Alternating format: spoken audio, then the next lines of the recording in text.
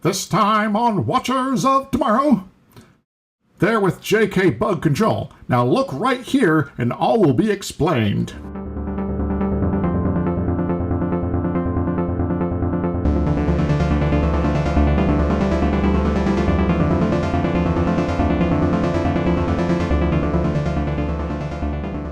Hello, welcome to Watchers of Tomorrow, the sci-fi review and critique show that is recognizable only as Deja Vu. My name is Gep, and I'm joined as always by my friend and co-host, Dr. Izix. Hi. And I'm going to preface a thing we don't normally do. We have no idea whether a sound issue is happening. So if one or both of us sound weird, we are sorry. We're going to try to fix as much of it as we can in post, and I don't know how much that is or is not going to be. Yes, and alternatively, it's in theme with the episode, so, don't worry about it. Yeah. It'll all be explained later. It's all fine. Yeah. If there's one thing I learned by listening to NPR during the pandemic lockdown, they also have terrible sound quality, and they don't care. Just, it's all about the content, right? Yeah. So we are on to one of our movie episodes because when we have these season break things, we lose all track of continuity of where our episode numbering is supposed to be. So We have no idea. We lose track of how long it's been since other things. We try to sprinkle one of these in every 10 episodes or so, but it might not have been 10 episodes. I don't know. I can't remember. This is math. I only majored in math for 3.5 years. Don't ask me to count things. Yeah, Geplin's good at bustle functions, aren't you? No, I'm not. I had to stop. I had to stop doing math because of the differential equations teacher at my college was a dick. Ah, yes. And if you can't, get differential equations down pat, just makes things more difficult later. Yeah, he was one of those people that intentionally overbooked his first class and had people sitting on the radiators. It was 90% of you are gonna drop out, so I overbooked the class. No, you're just a dick, is what you are. Yeah, it's there's people here who might need this class, and this is the only time it works for them. So, it's kind of being a dick to make our lives more difficult there. Anyway, Men in Black. Yeah, Men in Black, who are the Galaxy Defenders, etc. Yes. Yeah, we're doing Men in Black, which is broadly a science fiction movie, even though they really don't treat it like one, which is something I find very fascinating in these kinds of films. Yep. So this is not, the Man in Black. That's something else. It's not Men in Black, the 1920s or 30s film or something like that. Now, this is the one from the 90s. Yes, this is Men in Black, 1977. Not Men in Black 2 or Men in Black 3 or Men in Black International or whatever. And it's not the cartoon either. Yeah, I forget what that was called. Men in Black something. The cartoon is what made me think of this, because I saw a video on weird cartoons based on 90s movies that maybe shouldn't have been cartoons. Though I think I only saw one or two episodes, and one of those episodes was basically the same plot as Men in Black 3. Yeah. I know that I watched it. The only thing I distinctly remember is that they show Frank the Pug get out of his pug disguise. And he is an alien that is shaped exactly like a pug, just green. So, just change your color. You could probably do that with spray paint if you really wanted to. Pretty much. So this is a movie that is loosely based on the Men in Black comic that was published by Marvel for a brief period. It has almost nothing to do with the comic. The comic is an incredibly dark-toned series that not only includes aliens, but any and all forms of supernatural and unexplained activities, including vampires, werewolves, ghosts, random abductions. So basically the X-Files, but from the other side. Like the other side of what? Because it still follows the X-Files people. It's like the X-Files if they killed everyone they talked to. Fair enough. A lot less fun and lovable. True. It's more explodey and did we just kill Slimer? Yeah, probably. It's the X-Files if they didn't leave witnesses. So, the cigarette smoking man side of things. The one bit of thing that I was reading, I didn't get a lot of information on the comic, but they said that they changed the neuralizer in the movie to be a memory erasing device instead of just a thing that kills anyone who looked at something. Yeah, that's a little bit more family friendly there. Yeah. It is killing your memory, not you. So this comic book was adapted and turned into a movie script written by Ed Schulman, who I was surprised to learn. I'd never really looked into this movie much before this, so I did not know that this is the creator of Bill and Ted. Yep. And also one of the myriad of writers for the live-action Super Mario Brothers movie. Oh, yeah. So, we'll have to thank him for that, because Super Mario Brothers movie is absurd, but it's fun. It is. It's also kind of Men in Black. Like, the Super Mario Brothers movie could function. Like, the plot beats are very similar. The tone and technological level is also quite similar. Big sci-fi gun thing, you point at your target and something weird happens. Yeah, it's just mostly just worse written and poorly paced, as opposed to this, which is written very well and paced extremely well. Yes. So I suppose that 4-year gap between the two movies gave Ed some opportunity to, tighten up scripts and things like that. Yeah, except now he's known for having written Now You See Me 1 and 2, which, as I understand, apart from having some weird Tumblr fans, are terrible. I actually saw the first one of those, and I liked it, but in terms of, I guess, one, rewatchability, no, it's not there. And two, some of the choices is like, yeah, this is supposed to be about people who are performing stage magic, but I think they're just wizards, actually. Yeah, I think that was one of the main criticisms. Like, to me, that sounds interesting. I'm forgetting the name of everything. There's a mystery series that I quite enjoy, and one of the books was about a guy who's a magician who starts murdering people. And a lot of the book is like, well, here's how he used misdirection and whatever to set up this murder.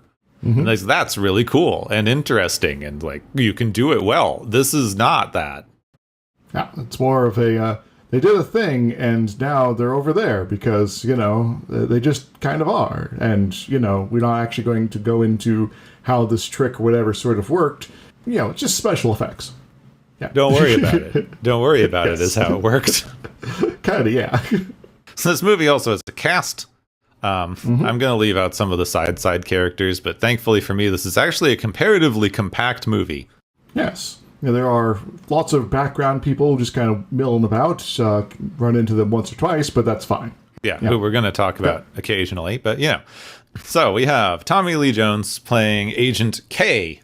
He is a very well-known actor. He graduated Harvard and started working on Broadway in the 1970s and then transitioned to TV and film. In the 90s, he was cast in a lot of very high-profile blockbusters, which is what rose him to like movie star prominence. He is best known for films like JFK and The Fugitive. The Fugitive, he also got to do a spin-off movie because everybody liked him in that so much, even though he wasn't the fugitive. He was the bad guy in The Fugitive. He was the investigator, marshal person, Yeah, he was the fugitive. the federal marshal ranger, whatever you call them. U.S. Marshal, there we go. And then his role that apparently I am the only one in the world who ever enjoyed is Two-Face in Batman Forever.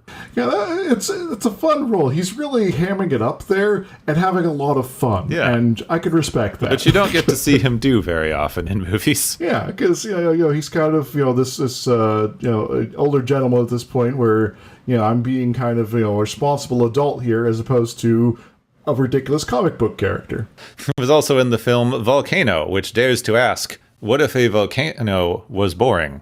Yeah. And also in LA, was it? Yep. Or something like that. And, it's like, okay, so we got lava slowly going down a street. Oh, no. He's also a character, Dr. Mark Toland in One Life to Live back in the 70s. a whole bunch of episodes. So I'm pretty sure that's like a daytime drama sort of thing there. Yeah, I think so. A lot of people got soap opera-y. Yeah. Another important thing, though, we'd be remiss to forget, he is known in Japan as the boss character for a coffee brand or something like that, called Alien Jones. Yes. This is like that Simpsons episode. Kind of, yeah. And I first learned about this from a friend who was going to a science conference in Japan, and he's like, yeah, Tommy Lee Jones is just kind of on advertisements, and I don't speak or read Japanese, so I have no idea what's going on. He's apparently everywhere. Japan. Yes. If they stopped being such a capitalist hellscape, they'd be fun. Yeah. Now their main star of this movie is a person that I'm not even going to pretend you don't know. Is Will Smith playing first James Edwards and then Agent J. Yeah, it's like there's some sort of big transition that happens in the movie here. Yeah, it's kind of I do think it's very convenient the way that they rename people, but we'll talk about that. Yes, his first appearance was as the Fresh Prince in DJ Jazzy Jeff and the Fresh Prince. Girls Ain't Nothing But Trouble. Yeah. For people who don't know his entire history, you know who the hell this is. Like, anyone who says they don't know who this is lying to me for some reason, probably to scam me out of money. Alternatively, they're Tommy Lee Jones's character who's come to Earth as to sell coffee. Yeah. Yeah. So he began his career in hip-hop along DJ Jazzy Jeff. He then got cast as the Fresh Prince on The Fresh Prince of Bel-Air. And then after that, he took on a lot of action movie roles like Bad Boys and Independence Day and Men in Black, which were very close to each other. Which was kind of a weird career turn because he was a rapping comedian. And then he was turned into the action movie star of the 90s. Yep. And, since things have evolved quite a bit. He's been more of a producer sort of person there. And he's still in things from time to time. Yeah, he's done producing. He's done a couple of weird, bad movies. He did some dramatic shit. I didn't like his dramatic movies, but he was good in them. He played well. I just hated the movies overall. So maybe we should get him back into acting and away from producing in that case. Yeah, I want him to go back to doing this shit. Yeah. No more, After Earths. I would honestly take a Wild Wild West over a lot of the shit he's been doing recently. Yes. But there's maybe a little bit of nostalgia still there for us of a certain age. That's like, yeah, he's still a fun actor to see and stuff, even if the movie is terrible. We also have Linda Fiorentino as Laurel Weaver. She began acting in the 80s in something called Vision Quest, which is a teenage coming-of-age love story. Huh. I've never heard of it. She also later starred in something called Gotcha and Charlie's Ghost Story. She became most recognized after starring in a film called The Last Seduction, and then she got into a thing where she was like one of the go-to female leads for the erotic thriller genre. Oh my. And then she co-starred in Men in Black and went on to be the lead character in Dogma. Yes. The character who's like, you're the last scion, and you got to go on a quest and pick up some profits. Yeah. To do that, Alan Rickman will tell you what to do. Yes. We have Vincent D'Onofrio. I don't want to say D'Onofrio, but it's spelled D'Onofrio. Vincent D'Onofrio is playing Edgar, or the Bug. Yes. One and then the other. He began his acting career after high school in community theater plays and later as a New York University student before moving to Broadway, as New York University students are wont to do. His breakout film role was as the fat, clumsy Marine character Leonard Lawrence in Full Metal Jacket. And he then had several support roles through the 90s, including this one. And he's most recently been playing Wilson Fisk, or Kingpin, in the Marvel TV series. Indeed. He's also in Daredevil, also as Wilson Fisk. Wait, no, that is the one. I was misreading, sorry. Yeah, see, that's He's also in Rings. He's also in Jurassic World. Yeah, really? Yeah, he was, wasn't he? Fire with Fire, Tales from Beyond the Pale, Law and Order Criminal Intent as one of the main detectives there for 141 episodes. I didn't like Criminal Intent as much as the other Law and Order series, honestly. I don't like any of the Law and Orders. But Yeah. I do like a good mystery, but yeah, there is a certain vibe that they have that, it's like propaganda for starters. And anyway. Well, I was dating a woman in the early 2000s who was like really into the show.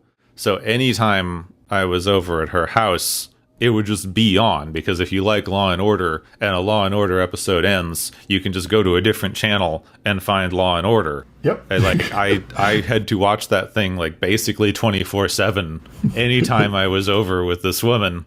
It's like I hate this. This is terrible. This is overexposure. All of these are the same. Yep. It's like, oh yeah, there's a thing, and we might focus on different characters for this week, but the same thing kind of goes, and then there's some legal trickery, and there you go. Finally, for our purposes of major characters, we have Rip Thorne playing Zed. Thorne made his film debut in '56. So, ages ago. He was in a movie called Baby Doll, where he had a prolific acting career.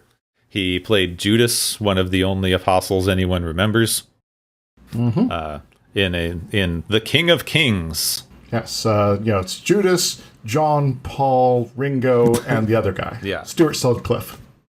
Was there another John in there? There was the John who did baptizing. Was he he was a different guy, though, right? I haven't read this in a long time. Now, remember, there is the conspiracy theory that various Beatles died at various points, like during the 60s, and were secretly replaced. Yeah, if you play their records backward, you can hear them talking about it. Yeah, so conceivably any of them, died years before they actually died, and or were replaced for the ones that were, still with alive clones today, or maybe. something. Yes. Rip Torn is an awesome name, and he's been in everything, basically. Yes, he has. He's been around a lot. Yep. It's like, oh yeah, he's been he was Zeus in Hercules. Yeah, which is an interesting one. That movie was so cast. Yep. Not even miscast, just like you wouldn't think any of these people should be playing any of these characters. But here they are. That was the same year as Men in Black. Huh. The last thing that I could find him having a particular credit in was in Dodgeball, a true underdog story. And yeah, it was a true underdog story. But alas, Rip Torn has passed away. Yep. I have him, his last role in Trip Tank as M. I've never heard of this show. Me either. Just remember, if you can dodge a wrench, you can dodge a ball. Yep. Men in Black Safety Defenders. Okay. Oh yeah, that was like a Men in Black parody thing that they did for airplanes somewhere. Some weird country you wouldn't have expected to do that. I can't remember. I saw that on a list somewhere. New Zealand. Yeah, New Zealand does that. New Zealand does that. And like it made sense when they did it with Lord of the Rings because they filmed it there, but they didn't film Men in Black in New Zealand. Yeah, maybe just enough cultural impact that it's like it works, I guess. New Zealanders are weird. Weird people. But kind of fun. All right, movie time. This thing's pretty tight, so I'm hoping that this doesn't take as long as some of our other movie episodes, but I say that every time we do a movie episode. So we need to kick this off correctly, though, Gepwin. Now, this is the story all about how Jay's life got turned upside down. And G, you'd like to take a minute just to sit right there for 23. I'll tell you about how Jay became the agent of those MIB. That was terrible, but it's the best I could do. It was, but I think that he wouldn't appreciate it. No, he got to write a not. song for this, and that's why he didn't do The Matrix, because Wild Wild West was let him write the song for it. Mm-hmm. And The Matrix wasn't going to. Yes. Matrix was going more for heavy metal and things like that, not hip-hop, so... But I did see in an interview that Will Smith said that even though he didn't get to play Neo in one of the most influential movies of all time, he doesn't think he would have been able to do it as well as Keanu Reeves, so... Oh, that's a little bit of humility, I suppose. So we open on a bug. It's a big dragonfly with the best of late 90s CGI. Which I do appreciate the sort of 90s CGI vibe in this film. It brings me back. Yeah, and it works well on, like, insects like this. Because it's shiny, and everything is shiny in late 90s CGI. Yep. The bug then hits a windshield. The windshield happens to belong to someone named Nick, who is a coyote. He is about to cross the border into the U.S. with a truck full of immigrants when he hits a police checkpoint. Mm-hmm. This is the days before massive immigration enforcement, so it's just a police checkpoint, and they get into some friendly banter and bad-mouthing instead of, shooting everyone. Yes, so it's a calmer time. So they have everyone in the truck line up so that they can talk to them, and then another fancier, blacker car shows up with two men in fancy black suits. This is a little weird, but who are you guys with? Now, they're from the NIS Division 6, whatever that means. This is Agent K and his partner, Agent D, and they are going to handle this from here. Well, thanks, but why? Because they're NIS. Stop asking, because they have a suit. Oh, okay. They look fancier than these guys. Okay. Yeah. So Agent K moves along the line of immigrants welcoming to the U.S. in Spanish until he gets to a man who doesn't understand anything that he's saying. And he takes the man by the shoulder and tells everyone else to get back in the car and to leave. The Border Patrol don't like that. And he's like, no. Yes. They can go, and you shut up. Yeah, they're of no concern. This is the only person we're worried about, so go away. So they take the guy over the hill to have a little talk with him and cut off his clothes to reveal a very large green alien holding a human head puppet. Yeah, this is the alien that was in all the music videos. Yeah. This is Mikey, who's apparently a political refugee who recently got out of jail. While they talk to Mikey, one of the Border Patrol guys decides that he doesn't like what's going on. He's going to go check it out, and he's surprised to see a big green alien. Yeah, that's a little weird. So time to panic. Mikey takes the opportunity to knock D away and then run for the border guard. D struggles with his weapon for a while until K pulls out his own and vaporizes Mikey.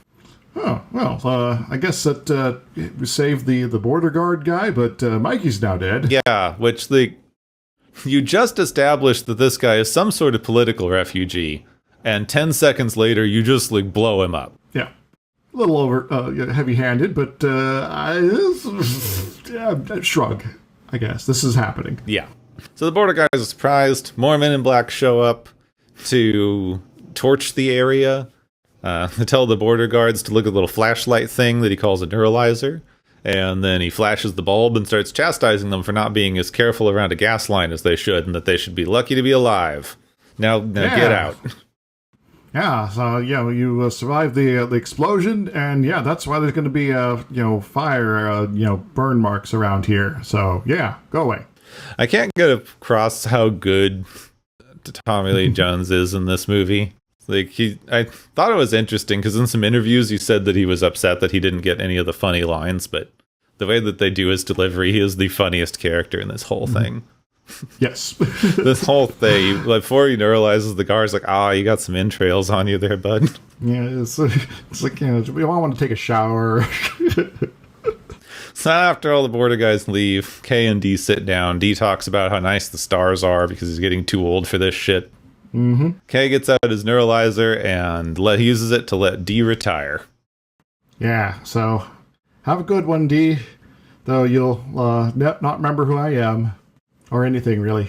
So now near Central Park, NYPD officer James Edwards is foot chasing a man who seems to have almost superhuman endurance. He's jumping off bridges and never stops running.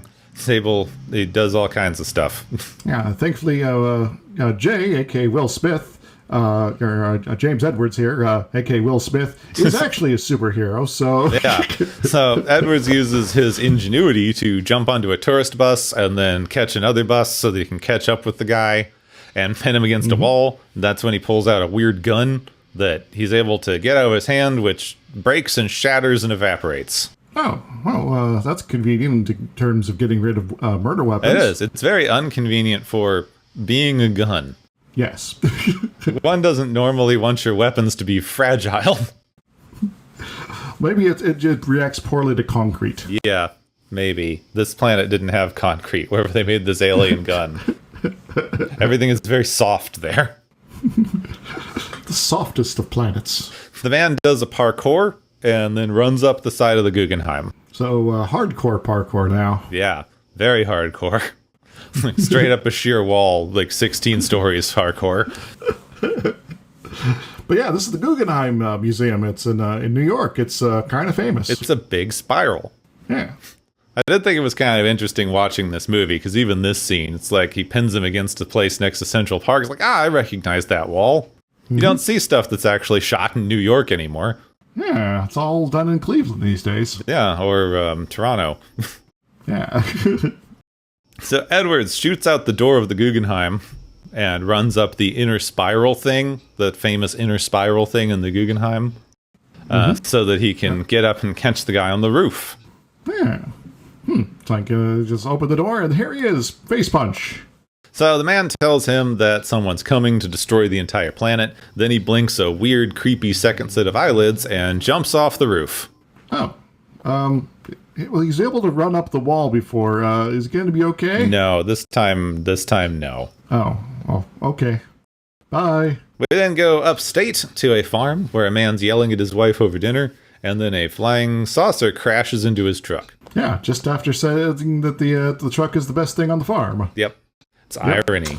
Yeah. Well, this guy seems like a dick anyway, so yeah, this is fair. Yep, this is the guy that's going to die soon, and we have to feel good about that. Yes. So he goes out to investigate with his shotgun and finds something that eats him. Mm-hmm. Well, bye. Yeah. There's a little shot with, it's like, oh, this kind of looks like, his removed skin. Yeah. Oh, that's creepy. Comes back inside looking corpseified and gross. Yes. You're really filling out your neck there.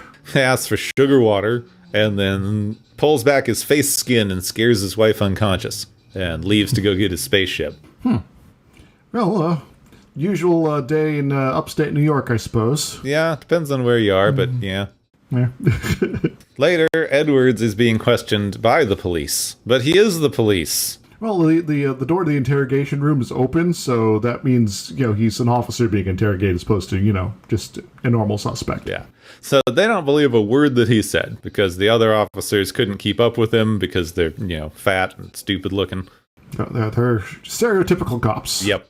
Then a woman from the morgue shows up to say that she believes everything that Edwards is saying, and then as she's leaving, Kay shows up and starts neuralizing people left and right. Mm-hmm. So, this is a little awkward. Then he asks Edwards if he can come with him to identify the weapon that he saw. Oh, yeah, it was pretty It was pretty weird looking, so yeah. Yeah. So they go to a pawn shop where Edward knows the guy, so he's like, this guy's a small-time thief dude. He's like, sells pocket watches and shit. I'm going to go interrogate him myself. And Kay's like, okay, sure. And it goes nowhere. He's like, show me the weird guns. Like, I just got watches. Yeah, never mind that these watches are here, but, I don't move guns. Come on, man. This is also Monk before he got famous. Yep. Which I love. Tony Shalhoub. Shalhoub. Fun. Yeah. Tony Shalhoub has so much range, and then he got monked, and now that's all he gets to do. Typecast. So Kay steps in and starts threatening the pawn shop owner with his own weird gun. And then he shoots the man's head off, which Edward feels is a bit out of sorts. He doesn't realize that the guy's head is just going to grow back. Well, Well, that's a little weird. But it apparently stings because he still like shows him all the guns anyway. So must hurt real bad. It's like, all right, don't do that again. Come on. So yeah, he opens up the alien gun cabinets, and Edwards identifies the one that he saw. And in thanks, Kay brings him outside and neuralizes him. Oh, well, that's a good payment for a job well done, I suppose. Yeah. Yeah. But I guess he's not done with him, because he's still with him later when he sort of comes back around at a Chinese restaurant, where he gives him an MIB business card with an address and time written on the back. Okay, what just happened? Yeah, you drink too much. You gotta lay off the tequila, man. Oh, is that all? Okay, I guess I have this weird thing to attend to tomorrow. So upstate, Edgar takes out an exterminator and gives a big speech about people being obsessed with their own superiority and scuttling about short, pointless lives. Huh. Maybe this is some projection. Possibly, yeah. Yes. So, Edwards, now, back in New York, shows up at a huge concrete building with giant metal doors that I thought was kind of interesting because I have definitely walked by this place multiple times, and it's one of those giant nondescript things that you just don't pay much attention to, which is a pretty good way to do this. That's fun. I thought that was fun. It's like, you know what? I have been right next to this building, and I never thought about it. I actually kind of love those buildings because of that. It's like, yeah, this is something that's just sort of utility building, probably. And you don't think about it, but it's kind of awesome at the same time. Except they destroyed an immigrant neighborhood when they put it in. It's like, I don't really know if I feel like that's worth getting to New Jersey slightly faster. So, to that. Yeah, who wants to go to New Jersey anyway? Anyway, he goes inside. There's huge fans, a guard, and an elevator. Yeah, just go through the elevator. It's fine. Yeah, just go to the elevator. Don't worry about it. He gets to a room full of egg chairs. And Zed, who tells him to sit down in the egg chair. Mm-hmm. And there's a bunch of army guys there. Zed explains that they're here because they're looking for the best of the whatever. Like, you've got the military, you got the NYPD, you got the Marines, you got whatever. Air Force, Navy, a few other branches that you never heard of, all together here. Edwards does not really fit in here. It doesn't fit in cleanly with the synopsis, but this is the best scene in the movie. Because I don't know why we're here. And one guy stands up and says, "You're looking for the best of the best of the best, sir." And he starts laughing. It's like, he has no clue why we're here, but he's really excited. And I find that very funny. Yep. So they start with a written exam. And no one can fill in the stuff because there's nothing to write on. Until Edwards grabs a table in the middle of the room and very noisily and slowly drags it over to his chair. I do appreciate that, as well as him kind of offering to the guy next to him. It's like, "Hey, do you want some?" Like, no, too? You're right. Yeah. No. They then have a shooting range test where everyone starts just blasting away at a variety of cardboard monsters and alien cutouts. Until Edwards very decisively takes one single shot, and they stop the test because he did a center headshot on a little girl. Yep. So why did Tiffany need to die? Yeah, Zed has to explain himself. Everyone says, well, everybody else has a good reason for being here. Like, that guy's working out, and this guy's just, sneezing, and this guy's just out for a walk. But, like, this little girl's in the middle of the ghetto with a bunch of monsters carrying quantum physics books, and she looks like 8 years old. Yeah, so this is a little weird. Zed does not seem impressed, but it seems like it's entirely Kay's decision, and he likes the guy. Yep. It's like, yeah, he seems to have a unique perspective on things here, and that's important. So, Zed takes all of the other applicants to a very bright, sort of flashy-looking eye exam. Kay grabs Edwards to tell him what's actually going on here. Yeah. It's time to experience some reality shock, you could say. Yeah. So in the 50s, the government set up an agency to try to contact alien life. It was kind of a joke until the early 60s when 2 alien ships landed outside New York City. And so, it worked, and now they're a thing. Yep. Kay was apparently there because he got lost on his way somewhere with some flowers, which is interesting and will mildly come up later. Mm-hmm. They agree to let the aliens use the Earth as a sort of neutral ground for political refugees and the like. So they build the New York World's Fair to hide the ships as the observation platforms, and they start the Men in Black to oversee alien immigration on Earth. Groovy. So we're basically building the international zone in Tangiers. Yeah, it says Casablanca, but with no Nazis. Yeah. Well, hopefully that remains the case going forward. So Edwards has some trouble believing this, but then Kay gets a cup of coffee from some worm aliens who became incredibly popular. Yes. I don't know why, but they did. So. Yep. They were just everywhere. Yeah. In fact, they're maybe a little overplayed in the sequel. So. Yeah, a bit much. Now Edwards has been properly introduced to aliens. Kay gives him all the final details. There's about 1,500 aliens or so on the planet at any given time. Most of them are normal, decent people who are just trying to live their lives and make a living. I don't believe that, but I'll talk about it later. Humans don't know and don't want to know. This is where you get the dumb, panicky animals quote that everyone loves from this movie. Which I disagree with on a kind of fundamental level, but yeah. I feel like it's actually kind of reversed, which I think is interesting. Yeah. It says the person is smart, but people are dumb, panicky animals. Like, I feel like you kind of reversed that. A little bit. So anyway, he figures Kay wants Edwards to join.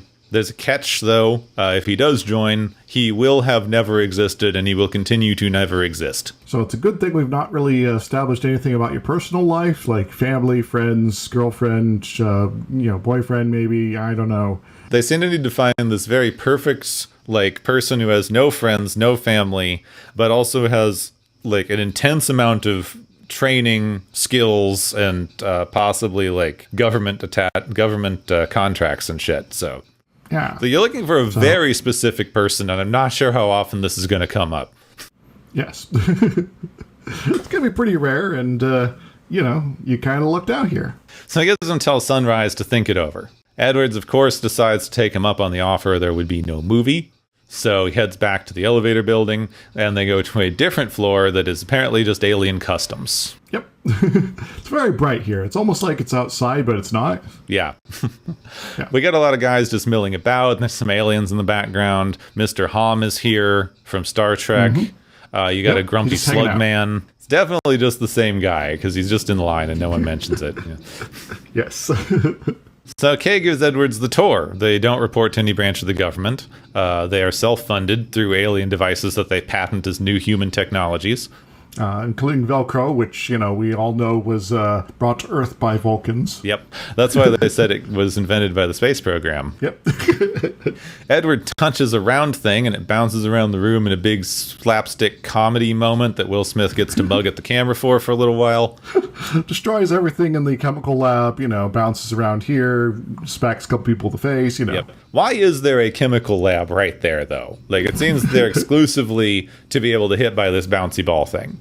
Yes, actually, probably. No one else uses it for anything. No one mentions it. No one is in there. It is a display in order to be intentionally destroyed whenever a newbie shows up. Yeah, they might just do that for fun. Yep. Kay introduces their surveillance team, who are two sort of flower-looking aliens named Vietcap and Bob. Yep. I love those names. I mean, this just shows me that Bob the Drag Queen had no original jokes.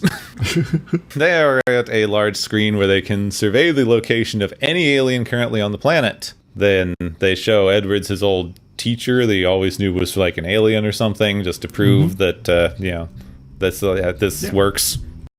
Yeah, they're amongst us. Then Zed shows up to put on the last suit you'll ever wear. And it's not your birthday suit. Yeah. Also... Yeah. Patently untrue. Yeah. Like demonstrably within the movie untrue. Well, not even retiring. He has a different suit at the end of the movie. Well, that's true. Maybe he asked for an update on the suits. Yeah. But still not the last suit. Like, he has different suits. Yeah, it might be useful to change them up occasionally just to keep with the times. So they remove all of his identifying marks, including fingerprints, so he'll never be able to pick up small objects ever again. Yeah, that's frustrating. They delete all of his government records. One assumes that they also got rid of the memory of any person that he's ever interacted with in his entire life. They don't go into it, but you would think so. Yeah. Yeah. There is maybe a way to selectively, it's like, oh yeah, they retired to Tahiti or something like that, and we just neuralized you, so that makes sense, or something like that. They get rid of James Edwards, whatever the third, he had a big long name, and we now have Agent J. which from every person that they talk to or we find out about their backstory, they very, very conveniently find people who have the same first initial as their original first name. Yep. Which limits your search pool even more. Well, you got to keep on the branding and the theming and all that. And if you don't do that, what are you? Does that also mean there can only be like 25 people working here at any given time? One open, Z, of course, being Z. And I guess if you needed more people for some reason, you go with Greek letters, Arabic. Maybe. Who knows? Hungal or something like that. I don't know. Tagalog? So after this, they have J and K sitting in Zed's office while he goes over the day's memos so they can get jobs. There's a crash upstate they should keep their ears open about. And then there's big alarm that's an alien out of their designated zone. A man who's not allowed to leave Manhattan has gone to New Jersey for some ungodly reason. Yeah, totally just on drive. Yeah. Zed thinks it's a good one for Jay to warm up on as they go. So Kay gets their fancy black car. Jay refuses to wear a seatbelt for some reason as the car speeds off at fast forward levels. Oh no, this means that Jay's a libertarian. I don't think that they do bad with this effect, given it's the 90s, but they don't really bother to make any of the background stuff move more slowly, so it's very obvious that everything's just getting fast-forwarded in the car scenes. Yes. They foreshadow a little red button. You got Chekhov's little red button. Don't touch that. It also seems like it's in a very bad place in the car if you're supposed to avoid touching it. Yes. If you want a special red button, you want it somewhere on the dashboard, not where you're going to be gripping in case, there's some sort of car accident. Now we have the part that I spent way too much time looking up because this, as a New Yorker, annoyed me. We see a man with a cat who's Rosenberg, who's important later. He gets a cab to a restaurant to meet his friend for lunch. I figured out where his store is, and I figured out where this restaurant is, which only closed last year, which was kind of interesting. Cool.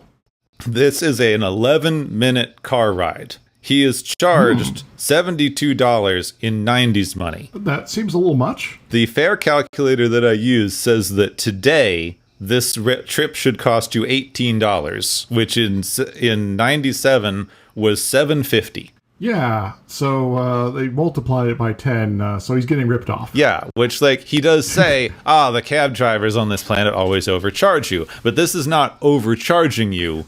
This is charging you $100 for a $7 fare.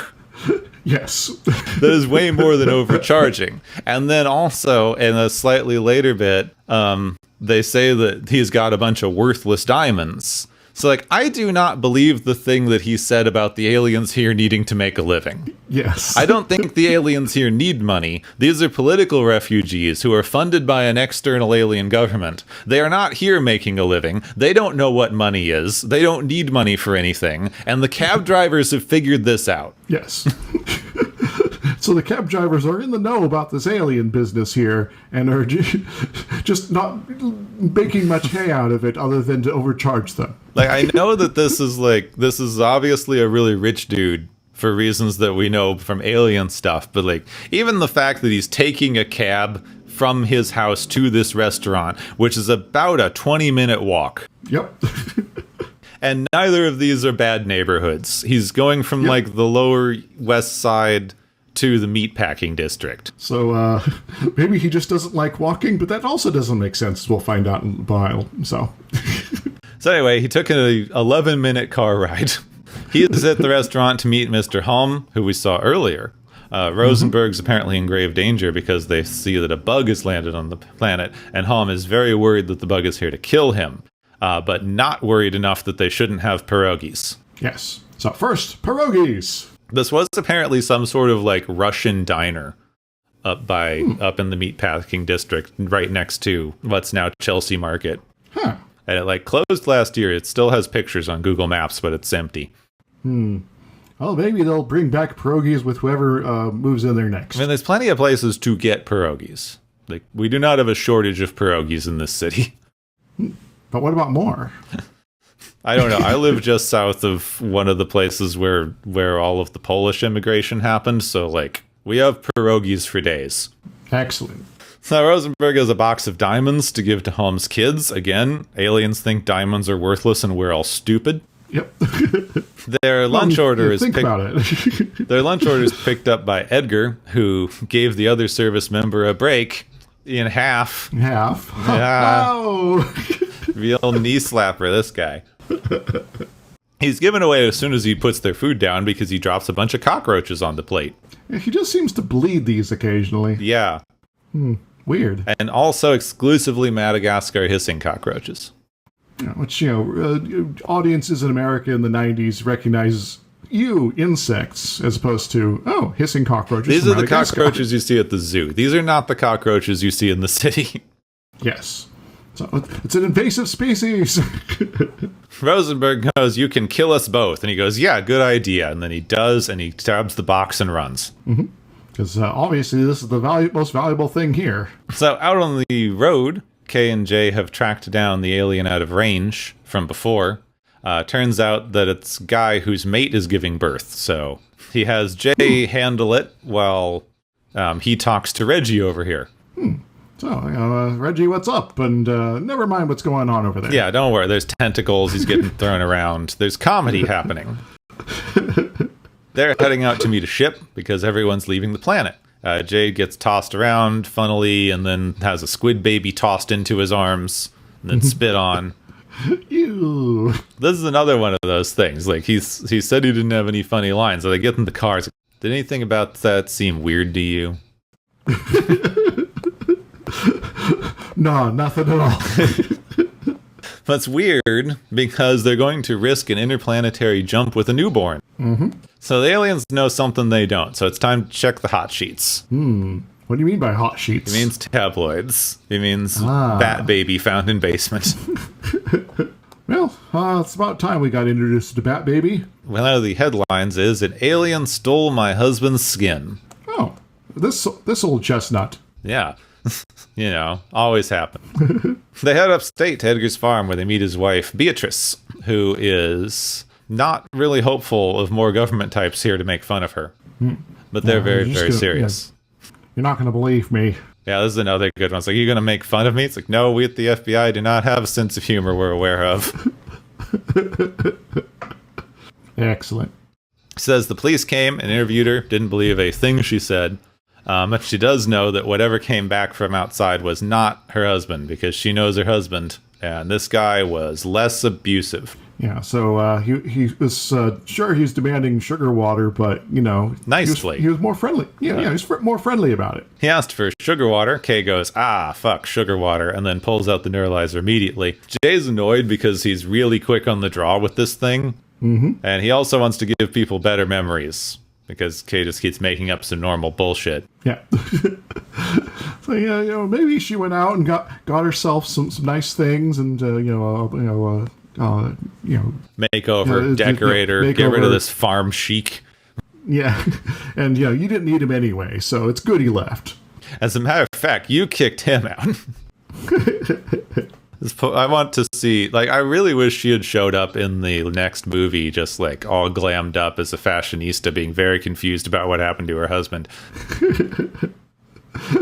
That would have been awesome. So Kay heads out to the UFO crash site, gets some dirt, and puts it in an analyzer, and it's green, which is bad. Uh-oh. Don't be green, don't be green. He tells Jay that this means they have a bug. So what does that mean? The bug is a massive cockroach with unlimited strength, a massive inferiority complex, and a real short temper. So he was projecting earlier. Yeah. Got it. So they need to check the morgues. And speaking of morgues, the cop brings the bodies from the restaurant to Laurel, who is the medical examiner we saw before, who believed everything that Jay was saying to the police. Well, hopefully Laurel knows, James Edwards. And wait a moment. And the one body comes with a free cat. Kitty! Laurel starts to examine the bodies and is surprised by how not human they both are. Yeah. This appears to be some weird guy, and over here's Mr. Holm. So she is later recording her little, mortician log. Says the body was 112 degrees at time of examination, which she tried to verify rectory, only to find that the guy did not have a rectum. That's a little strange. Which is weird. Kay shows up. with Jay to introduce themselves as people from the Department of Public Health, and they want to see this weird stuff she's got going on. And how about you take care of this, Jay? To talk to the medical examiner here. So it's like the one guy's just folded in half, normal everyday stuff in New York, Yeah. The other two It are happens. weird, though. So Mr. Home has weird bones, apparently. And the other guy's even stranger. So Kay stays with Home while Jay looks at the other dude. Conveniently, because apparently Kay knows the other dude, so they need to, bury the reveal. Yes. She flirts with him while they stick their hands into the dead body. Doesn't that feel weird to you? Yeah. No, it seems normal. Do you find anything weird? It's like, no, they're all fine. It's like, they're all gone. It's like, yeah, but, there's no pieces. Yeah. So they're fine So- somewhere. Just not here. The J and K talk about the tall guy a bit, how the bug killed him, and they saw him at customs. Then they find a couple of staples on Rosenberg's ear, and touching them makes his face open up to show a small guy at a control panel with a bunch of levers. He's just a little guy. Little guy is not doing well, but he is still, barely alive. And with a bit of help, he's able to spit out, to prevent war, the galaxy is on Orion's belt. Oh, thanks for that, Chestnut. Cool. Yeah. Kay's unhappy because this dude's part of the royal family, and the Aquilians are not going to be very happy about it. Well, that sucks. I don't know who those Arquillians are, though. Yeah. I do like that they don't feel the need to over-explain shit in this movie, though. Yes. It very much gives the audience the perspective of Jay and all this. It's like, what's going on? Who knows? Let's just roll with it. Laurel actually gets really excited. It's like, there's aliens. This makes so much sense, because how else do you explain Manhattan? Does that make sense to you, Gepwin? Yes, it does. Okay. Well, only insofar as, people feel the need to explain Manhattan for some reason. Could just embrace the madness. Yeah, we're just like what would happen everywhere else if everyone gave up on seeming normal all the time. Yeah, have a little more fun with your lives. Kay neuralizes her, but then they don't leave fast enough for some reason because he's bad at this. He comes to and is like, hey, you need some ID, and it gets flashed again. Why do you keep doing that to her? Also, the galaxy on Orion's belt doesn't make any sense. Jay wants to stop neuralizing her because she's going to get brain damage or something. Kay's very cavalier about the whole memory erasing thing. No, it's fine.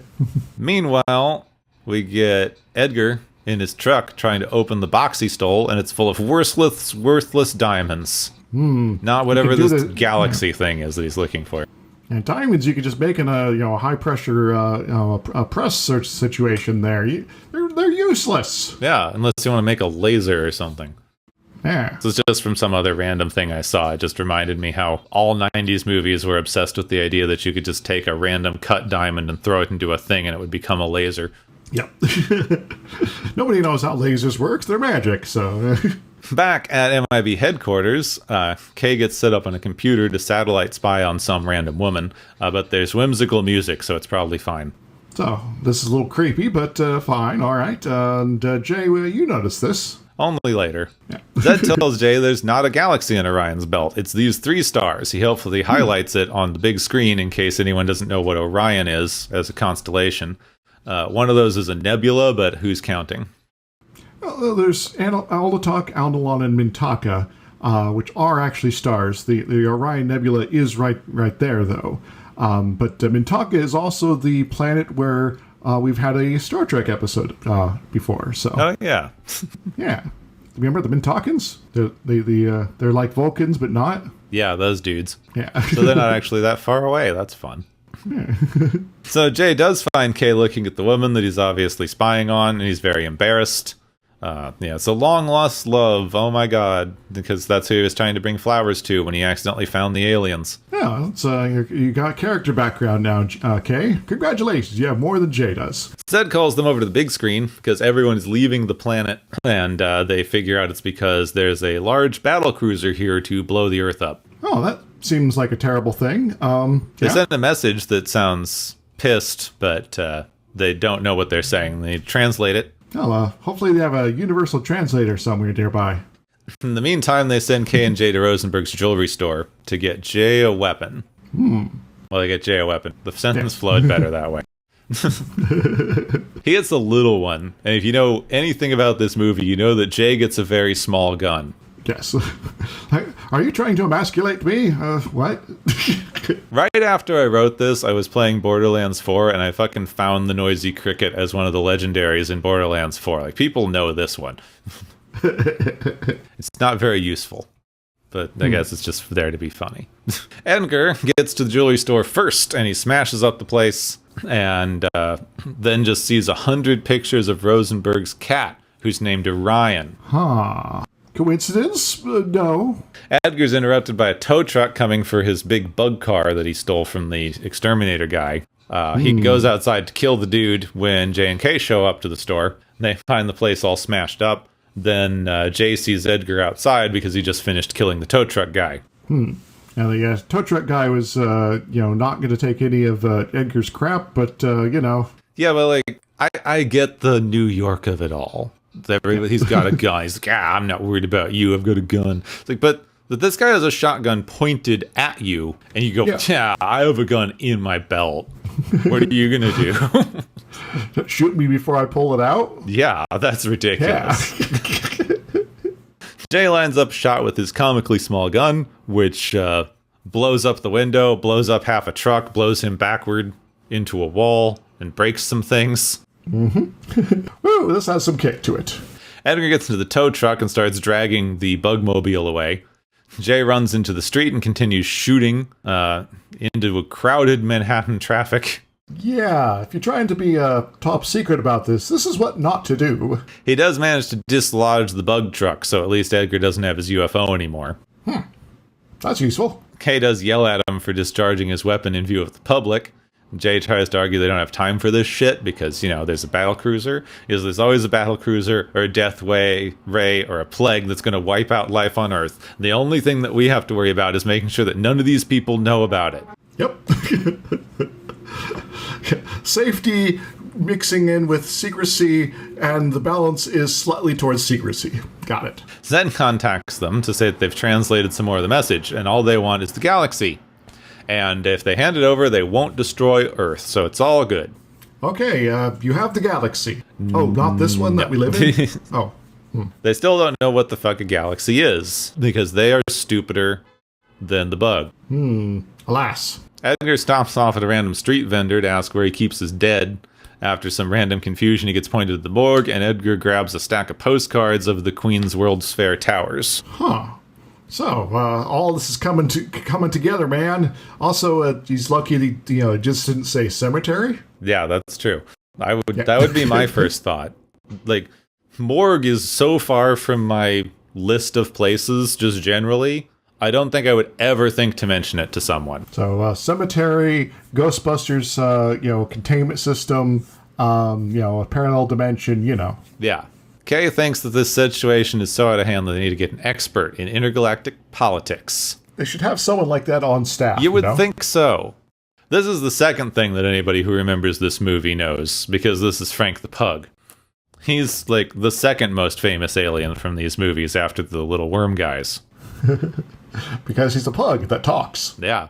He wants to be unhelpful, but Kay does some good old-fashioned police violence on him, so that he'll tell them what they need to know by shaking a dog around. This dog owes him money. Rosenberg is the keeper of a galaxy, but a galaxy is not what they think it is because humans think everything important needs to be big, because this was fucking earth-shattering in the 90s.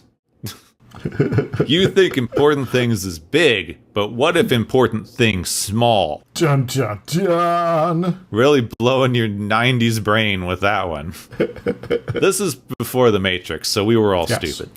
Well, we'll learn things in The Matrix and about each other as we go after The Matrix, we collectively understand what science fiction is supposed to be, and then our minds aren't blown by what if important thing tiny. Yes. Computers, they can be small. And computers can be important. Oh no. As Frank leaves, he stops to bark at a cat and makes Jay suddenly remember there's a cat. Oh yeah. The cat in the morgue and all of that business. We should go there. Speaking of morgue cat, Laurel has noticed that the cat has a collar with a really cool thing that makes her see amazing, cool shapes and colors, the likes of which you've never seen. Especially in the 90s. Edgar arrives at the morgue to have a chat with the guy who works at the desk. Edgar wants the cat that came here a bit ago because he knows the dead guy and he was really good friends and he wants a cat. And the desk guy is like, well, you need to give me a bunch of boring paperwork. And he also keeps swatting flies, which upsets Edgar until he just attacks him and goes inside. Yes. Edgar, you probably want to, speed up some of this murder business here, because you seem to be taking a lot of time trying to go through things and you just get pissed off and kill everyone anyway. So Jay says that he'll go and handle stuff alone so that they won't have to wipe Laurel's memory again. Hopefully. Okay. Good luck. And while they're on their way in, though, Edgar's attacking Laurel, looking for the cat, and he's trying to drag her around until they hear Jay ringing the bell outside, looking for the door guy, who, is dead. Yeah. Jay comes in to find Laurel standing behind a gurney, says he's looking for the cat because it's witnessed a murder. So we need to interrogate the cat. That makes sense? Yeah. Then Laurel starts flirting with him and asking to go. She has something under the gurney he really needs to help her with. And Jay takes a good long while to work out that she means that Edgar is under the gurney with a gun. Long enough that Edgar realizes what she's doing. And rolls his eyes about it. Which, how does he even know how to do that? Practice at this point. Meanwhile, Kay, who's waiting in the lobby, finds the desk guy hanging from the ceiling. Yeah, and all covered in goop. Which is a definite clue that something went wrong here. That there might be a bug about. I always thought this was a little weird because, he finds out because he's lighting a cigarette and then some goop drops on a match. But you never see him smoke, ever, any other time in the movie, or mention it, or have cigarettes on him at any other time. It's just a weird little thing. Yeah, maybe this is like a tradition for him. Like, go to the morgue, smoke. Maybe, yeah. I think that you could have done exactly the same scene, but just have him check his watch to see how long Jay's been in there. Yes. Jay pulls out a gun. It's too late because Orion jumps on the gurney. Edgar grabs him, uses Laurel as a human shield. Kay enters at the same time because, he figured out something was wrong when he saw the dead guy strapped to the ceiling. Neither of them get a good shot at Edgar, though, because Laurel's in the way. Edgar has the galaxy from the cat. He breaks away until he's at a window and jumps out with Laurel. Then he GTAs a taxi and orders Laurel to drive him to Queens. All right. Well, where are they going? We don't know, but let's try to find out. Jay and Kay return to MIB headquarters. They frantically look for any way to track the bug. The battleship shoots at the atmosphere, which is apparently giving them a warning shot, and they have a galactic standard week to reply, which is about an hour. So the aliens have a weird time sense, I suppose. Or just they just renamed things. Yeah. I saw somebody a bit ago talking about if any fantasy or other non canonically Earth place has a 12-month year, it's implying the existence of the Roman Empire. Yeah. But, according to Star Trek, every planet has a Roman Empire eventually, at some point. Yeah. So everyone starts to list off any ships that they could possibly use to leave the planet. They've all left because they've got a bunch of fleeing immigrants. Jay then sees the big mural they have on the wall of the aliens' first contact. He goes, hey, do those things still work? Huh, that's a good point. And Edgar has just arrived at the giant metal globe in Queens at the World's Fair site. Oh. It's a nice park now. Yeah, are we going to see this later in Iron Man or something like that? Yeah, probably. Okay. I mean, I know that Iron Man is supposed to have just all the money in the world. I cannot, for the life of me, imagine why anyone in the city would have agreed to let him do that. Yes. That fair, that anything that he's doing. Fucking anything he does in that movie at that park. I don't think the city would have agreed to let him do any of that. So Kay starts driving towards Queens to the tunnel, which is going to be full of traffic, which also makes me wonder how the hell Edgar got there so fast. He had a 20-minute head start. That's which would get you halfway through the tunnel. So Kay tells Jay to push the little red button from before. Remember the cool little red button you're not supposed to push? Yep. Yeah. Let's push also, it. you should put on a seatbelt. Because you never do. This makes the car turn into a rocket, and it goes really fast, and it can drive on the ceiling, which makes Jay fall into the roof of the car because, seat belts. So we're driving on the ceiling. Jay's now on the roof of the car, and, we're going to be back right side up again in a little bit. So, Kay puts on some Elvis music. Yep. Elvis ain't dead. He just went home. Then they make it out of the tunnel, and they break through the toll booth, and he throws a coin in it. All cool. Yeah. Very silly, but very, very fun. They wouldn't be able to do any of this now because of the surveillance state that everything has turned into. Yes. Well, they'd have control of the cameras, you see. Yeah, probably. Yeah. So Edgar starts climbing up towards the alien spaceships. Laurel's able to break free of him and land in a nearby tree, so we don't have to worry about her for a while. Hooray! Ignore she exists for the next 20 minutes. It's fine. Yes. Just as Jay and Kay arrive, Edgar reaches the ship and it starts to dislodge itself from the big concrete pillar it's on. So Kay opens the trunk of the car and gives himself and Jay real big guns. So, are these artillery pieces? It seems like. Okay, that might work. We're also about 8 minutes from the destruction of Earth at this point. So we should probably hurry up. So they fire at the ship and it flies over Yankee Stadium, gets a guy hit in the head with a baseball. Now I want to look up how far away a city morgue would be from Queens and if they could make it there in under an hour, because I doubt it if there's that much traffic. But anyway. And the morgue would have to be on the Manhattan side, too, so. Yeah. Then the ship comes crashing down out of the sky through the big globe, lands right at J and K's feet. Nice shot, guys. It's an interesting one because this isn't a landmark that gets destroyed very often. Nope. No one cares about Queens, so it's Spider-Man. So they hold Edgar at gunpoint. Jay tells him to put his hands on his head, and he goes, "Oh, so you mean rip my skin off and turn into a giant bug that I can then use to disarm you and take your guns away?" Yeah, why didn't you guys just shoot him? Yeah, you would think that would be a thing to do. Yeah. So he swallows their guns, swats them aside. Kate tells Jay to keep him on this planet so that he doesn't leave, and then runs up and intentionally gets eaten. Yeah, like, eat me! Okay, I will, okay. Sure, why not? Jay starts attacking, he throws a rock, he hits him with a stick, he gets some fire and goes, fire. This worked on the Frankenstein's monster there, This doesn't really do much. Maybe stuffs him for like a second or so, but annoys him. Then Jay gets thrown into a dumpster and finds a cockroach, and he kicks the dumpster open because there's a little rusted bit, and there's a bunch of cockroaches that fall out. Bugs? Hey, bug! Yeah. Look, bugs! Then he starts stomping on the cockroaches, which makes the bug stop and head back towards them and go, "Arr, you're killing cockroaches." Yeah, like the Aquilians will if they blow up the planet. Yeah, so there's a little... when they're face to face, we hear the gun charging, and the bug explodes from the inside. So, I guess Kay found his gun. Yeah. I do like you, so you might want to back up before something bad happens to you. Told ya. They find the galaxy and all of the bug goop, which you shouldn't be able to pick up because you don't have fingerprints. Yep. Maybe they have installed in their fingers magnets. Yeah, you're not going to finish that sentence. Just magnets. It's like Jumanji. How does it work, magnets? Kay calls the MIB to tell them they have the galaxy, so it's all fine and they can stop blowing up Earth now. Galaxy is secured. You want to pick it up, or should we take it to you? Jay starts telling him about all the heroic shit he did when the bug rises up and tries to eat them again, but then explodes because Laurel found their other gun. Oh, well, thank you.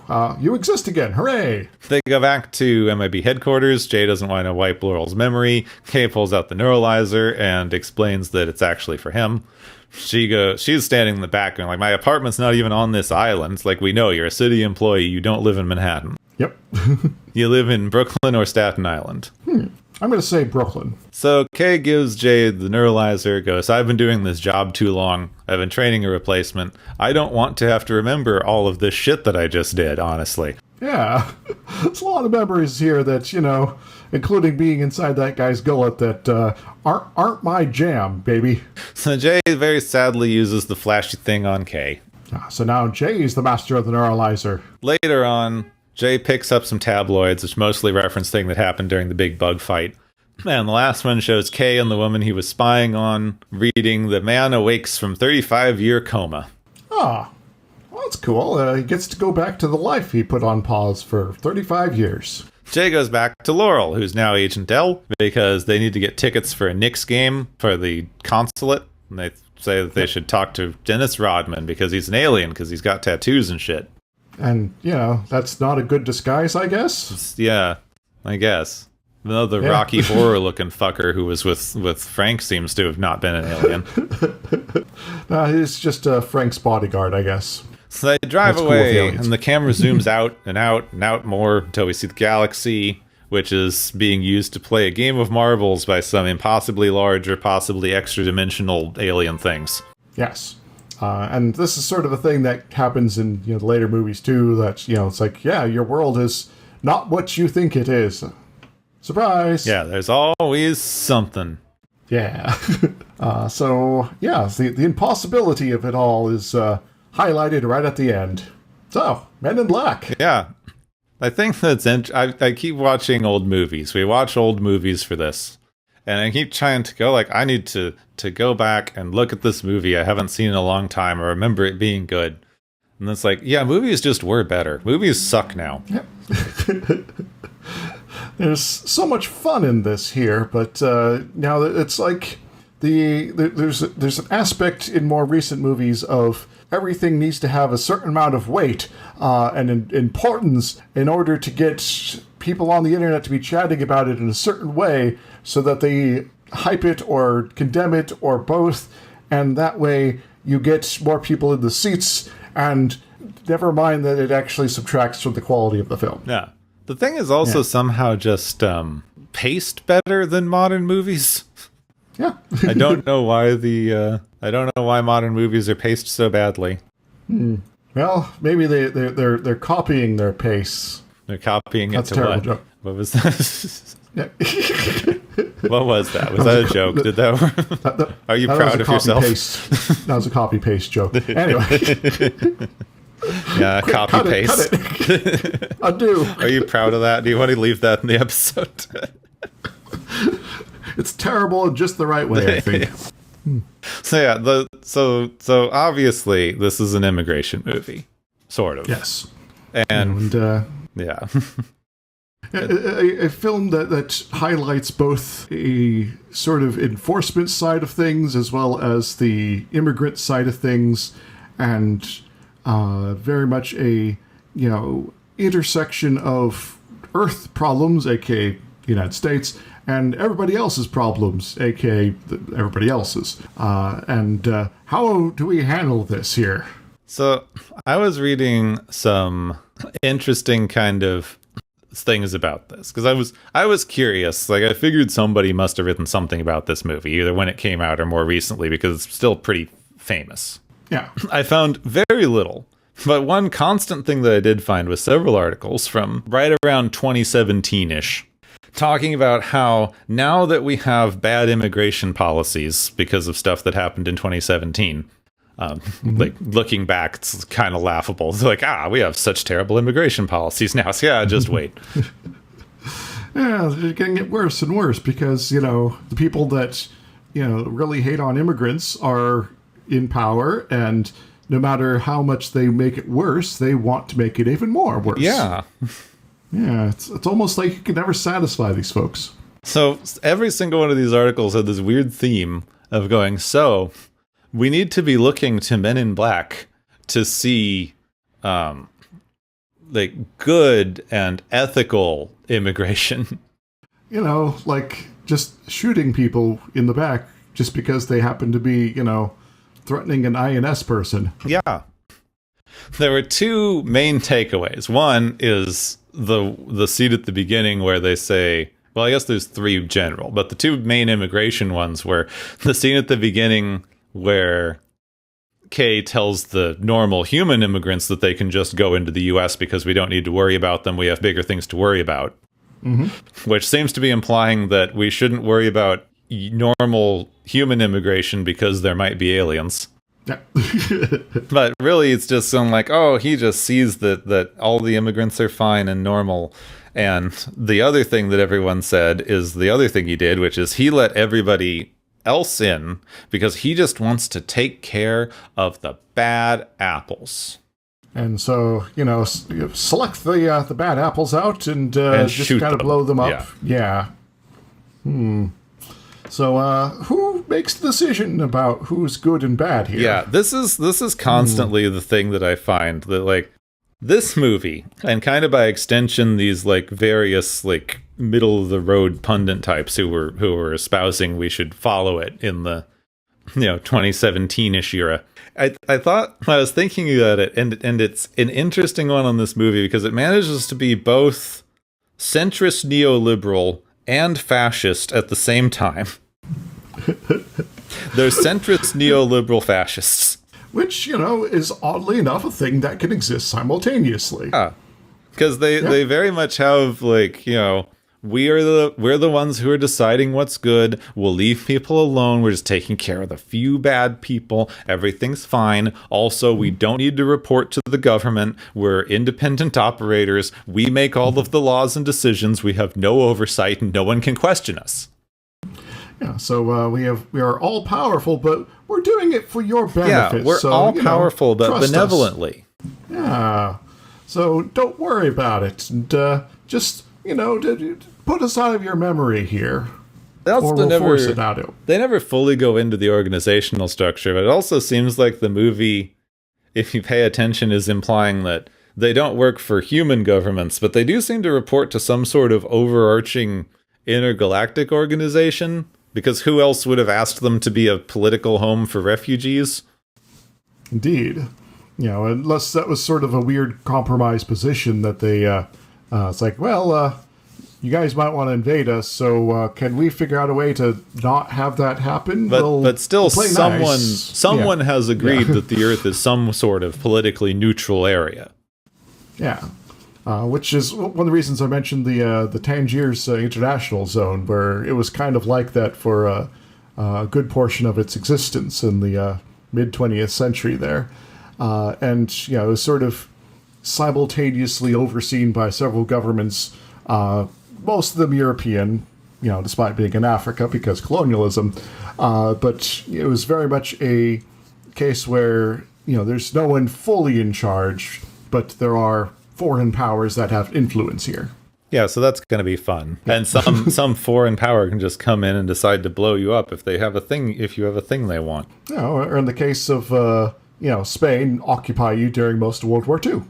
Well, yeah, that too. Yeah. That's probably like Men in Black 4 or whatever. Yeah, they're just gonna, tell us what to do now here and have a bunch of troops on the ground. They decided to turn Independence Day into some sort of weird war movie later. So, so the other main scene that everyone cites for how this is the way the government should work is the test scene where Will Smith shoots the little girl because he's like removing his unconscious biases. You see. he's the one who can like see that the other guys aren't actually that bad, and he stops and thinks about it for a minute instead of just shooting everyone.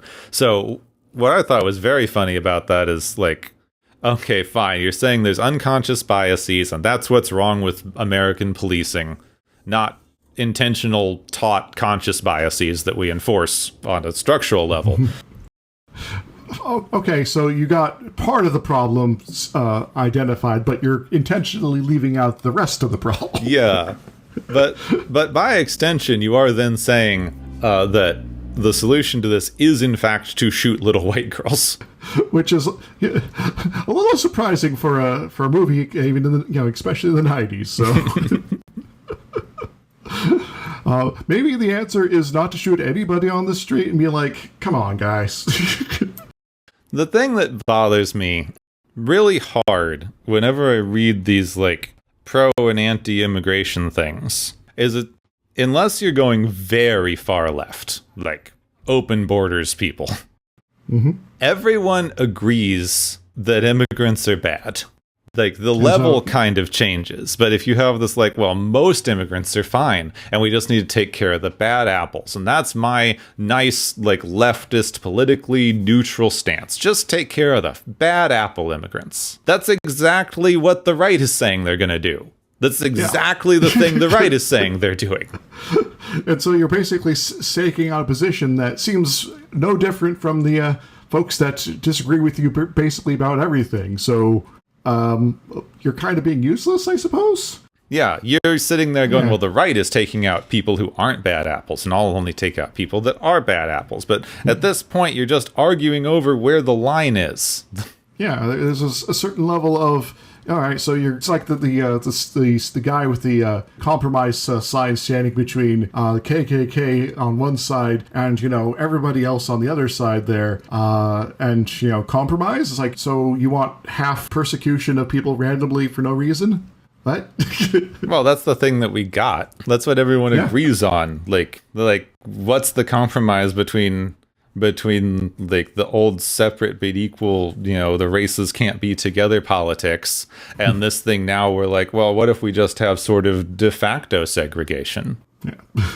Yeah. So this sort of dynamics in the conversation kind of sucks because it's not really providing actual alternatives to what the current status quo is. Yeah, it's the kind of thing that people say a lot. People don't go into enough detail. Like, you will hear this thing sometimes that there isn't really a viable left-wing political party in the United States. And this is what people mean. You have extreme right-wing stuff right now, but even before, when you had slightly less, you had this right-wing, like, we want to be a Nazi puppet state thing. Mm-hmm. And you had the people who are like, I agree with you in principle, but maybe you're going a little too far.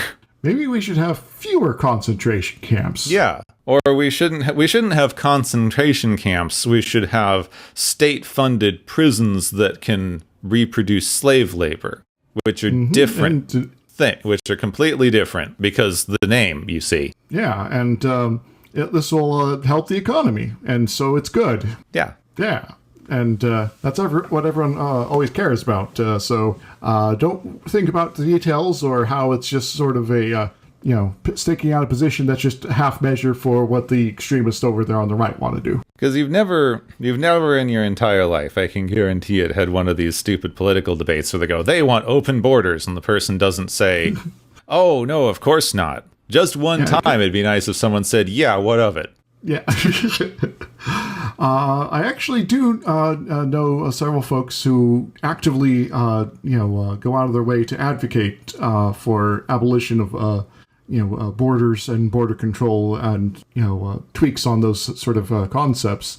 And, to interact with them versus interact with the, I'm going to try to strawman the moderates on this to get them mad and make them look unreasonable, even though the exact same position is what they have, just different degrees of how much terrible enforcement there is, and it's kind of night and day in terms of going from one of those worlds to the other. But they never seem to actually interact. It's kind of weird.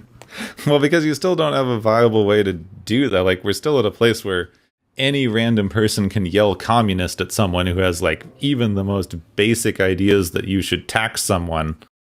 Yeah. And it's somehow a viable argument that you have to defend yourself against. Well, how are you going to pay for this mediocre assistance program? Well, the same way we're going to be paying for bombs in Iran. Yeah, see, this is why I think that the Democrats are very stupid. Yeah. Just once, they're like, well, how are you going to pay for the army? It's like, with taxes, of course. Like, oh, communism. Yeah. So what you're saying is one of us should run for high office here, and mainly just to make these arguments. I don't want to have to do that. Well, you don't play to win, Gepwin. You play to get the ideas out there. If you accidentally become the next senator from New York, though, congrats.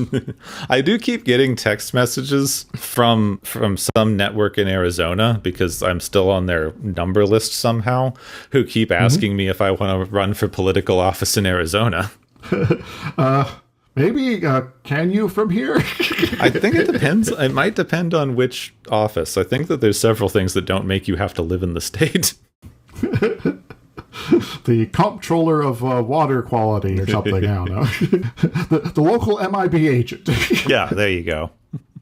Yeah. So yeah, there's a lot of absurd sort of, I guess it's almost incestual sort of arguments that these two sides that are both really on the right, but one is pretending to be in the middle. Just kind of go back and forth, arguing about where to put the line exactly, when maybe we should just erase the line entirely. Yeah, but you're not allowed to say that for some reason. Maybe letting people vote with their feet in terms of what kind of government they want to experience is maybe okay. That maybe, this whole notion of, Scotland for the Scots is a little strange when you think about it. What even is a country, Gapwin? You don't want to get into that right now. Nationalism is a stupid thing that a country is technically just a arbitrary geographical boundary at which various types of laws apply to the people within it. Mm-hmm. And why does that matter in terms of who happens to be inside it or not? Because the political power in charge, usually referred to as the state, is the one who gets to decide whether or not those laws are enforced on you.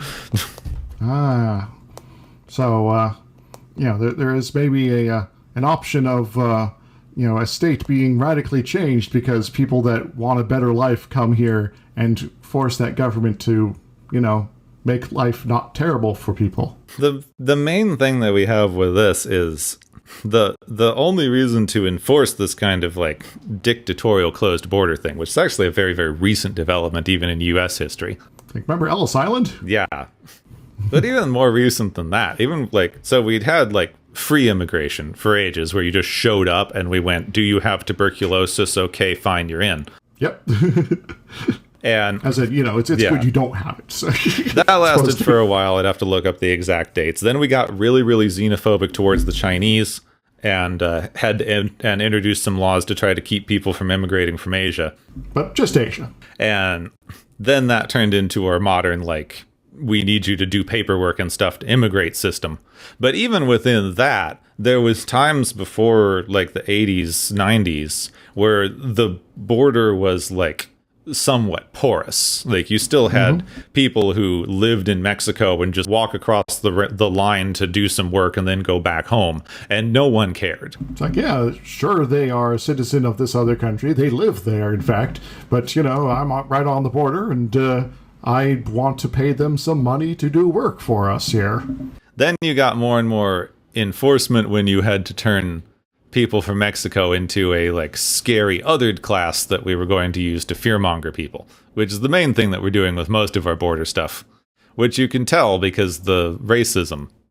Because no one's saying that we have a bunch of evil people coming in from Canada. Though I do have friends who live in Canada, and I do know people in the United States that would see them as evil inhuman beings because they're like me, geeky weirdos. Yeah, but that's not racism. That's just being bigoted for other reasons. But I do think something that's interesting, looking at this movie through the lens of the neoliberal apparatus that everyone seems to want to say this is demonstrating, is that this movie's immigration system, as laid out, it's some sort of extreme amount of immigrant integration. Because one of the arguments that people make is you can only allow immigrants from certain countries that are good people and etc., or not from other countries that have too much culture, i.e., melanin. Because there's certain people who emigrate to the US and just become Americans, and they will integrate into society and change themselves. And you have other people who immigrate and keep their original culture and try to corrupt you, and that's bad. There is, multiple ways that people react when they find themselves in a new cultural situation. They, some of them try to integrate fully, as you say. Some sort of do, bat down the hatches and try to, live with others that have, experienced the same journey, and that there can be some reinforcing of that, cultural identity. But it's also one that is very much colored by the experience of being in this new, larger culture, new location together. And so there is the, traditions and things like that you're keeping, but you're also having them be, interacting with this larger culture together. And that's also a form of integration. It's just one that's, has the possibility of more actively bringing the cultural aspects from the small community and having them become part of the larger community as well. And then there's the folks that are somewhere in between there, and that's also okay. All of these are fine. And you can tell that this is somewhat bullshit based on the people who have been allowed to, integrate, because there's a lot of very complicated things for why certain immigrant groups that used to be discriminated against are no longer discriminated against in the U.S. But one of the major factors is if you're going to say discriminate against the Irish, it gets really hard to keep discriminating against the Irish when their kids lose the accent. Because then you have to work really hard to figure out who's who. Now we have to start keeping track of everyone's genealogy as a matter of state. And so we're going to start measuring your skull size or something like that. Yeah. But I think what's interesting in the Men in Black system, the way that it's presented, is it is integration forced to such a degree that the people around the immigrants don't even know they're there. Yep, you have to have this much level of disguise. This is essentially a government agency, which it isn't a government agency, but all these articles call it one for some reason. But like, if you were to imagine this as a government agency that handled immigration, they would get someone who wanted to immigrate from another country, and they would say, here is all of your paperwork, here is your new life, you have just moved here from Wisconsin, go. You're not from Mexico. You're from Wisconsin. This is your new name and identity. You have always lived in the United States, and no one can know that you are an immigrant ever. So it almost kind of feels like this is where we're being forced to go in the future, given the bigotry against immigrants now. I mean, right now we have like an informal system of that, of if you are an immigrant, it's better to pretend you're not. And if you can get the paperwork for that, all the better. But because we have such a dictatorial police state going on right now, we have a lot of paperwork and a lot of ways to track people. Mm-hmm. But if people are pointing at this kind of system and saying this is a proper way to handle immigration, because obviously no one's mad about it, it's basically saying if you did secret immigration, no one would be mad about it because they wouldn't know there were immigrants. Which in some ways is interestingly true, because you wouldn't be able to use the secret immigrants as a scapegoat for fear-mongering. Yeah, you, the people that be claiming that there's a problem will look like they're off their rocker. This is essentially the way that people used to have to handle transitioning a while back. They'd say, like, if you want to transition, we'll give you the medication and stuff, but you have to move and break all ties with your family and set up a new life somewhere and never tell anyone. Because otherwise people will freak out. Yeah, otherwise people weird. would know that this is a thing that could happen. Yeah. Even though in the larger culture, it's something that people have started to realize is a thing and could happen. But, surely it would never be people we know, Which, right? is parallels. I'm not trying to draw a full parallel between trans people and immigration, but the general parallel is the government doesn't want anything to be abnormal in whatever way, and any way that they can hide abnormalities is what they're going to try to do. So if you can say, we want certain types of immigrants because the second they're here, they're basically just another white dude and we don't have to think about it, that's fine, because we're calling that integrating into society. And so it's in some ways excusing the racism out there, or enforcing it, perhaps, in order to keep everyone calm and. Now you can carry on and not have to worry about things, and no one will question our authority in the government because everything's fine. Yeah. Even to the point where they're turning on people. Like, a few years back, they kept having all those articles about how more, Latin American immigrants were supporting the Republicans. Oh my God, what does this mean? And now they're still turning on them. Yeah. Because they want everything to look like normal white supremacy, and you shouldn't have to think about it. And, just don't worry about it, and, please keep voting for us, but, we'll pretend you're sufficiently white for that purpose. So I do think it's kind of interesting to have a system that's laid out as, we're going to secretly move people into your country. Like, the thing that the fear-mongering assholes are saying, like, explicitly, people are being secretly brought into the country to undermine America.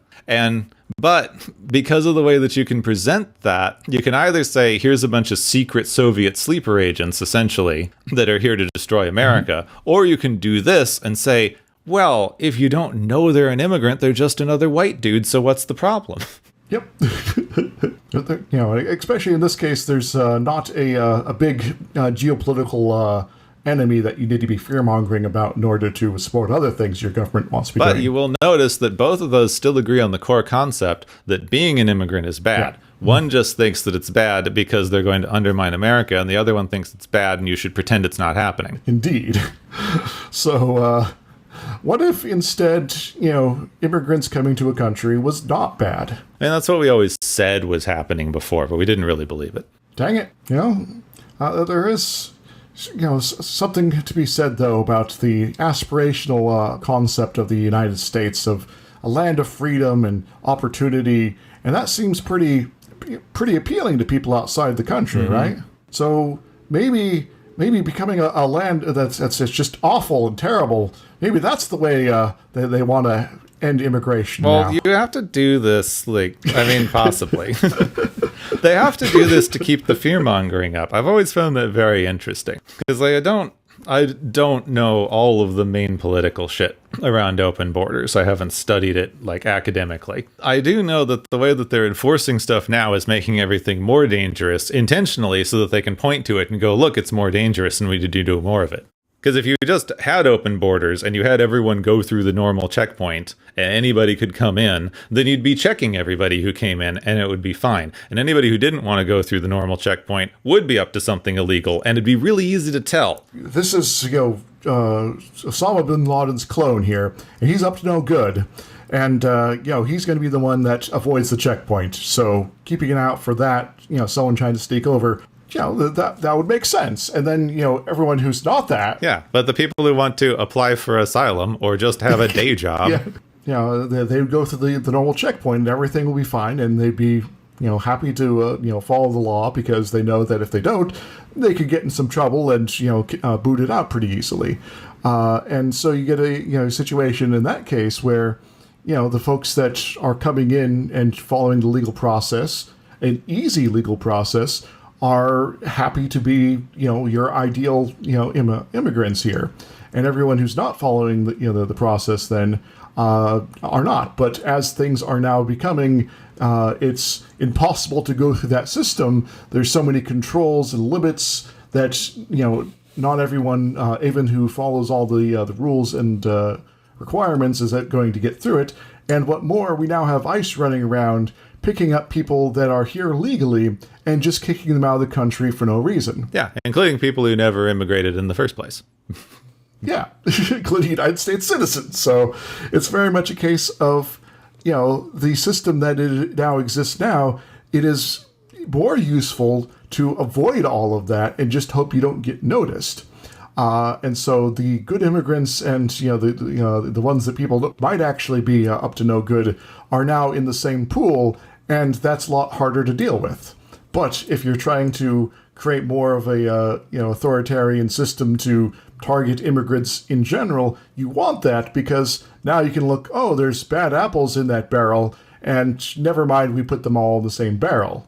Well, it's another one of those things that nobody really wants to admit because we want to pretend that laws are based on some sort of arbitrary external thing. Yeah, I have an easy solution, very easy. I could end all illegal immigration into the U.S. tomorrow if you let me. Just stop making it illegal. Yeah. It's all legal now, and there's no more illegal immigration. Look at that. Yeah. There is. We've reformed the system, and people are going to be happy. I still don't understand. We already have this set up with our state system. If I work in a different state than I live, then my taxes are more complicated. But we have a way to work that out. We already have this set up. We just need to take it one level up. International vision of it. Well, they're doing that. That's what the entire EU is. We just don't like them. Yeah. But the EU, they're full of communists, Gapwood. I mean, probably. That's what I like about them. I mean, I don't like that they're still letting the fascists pop up in Italy again, but... Yeah, one's hungry and other places.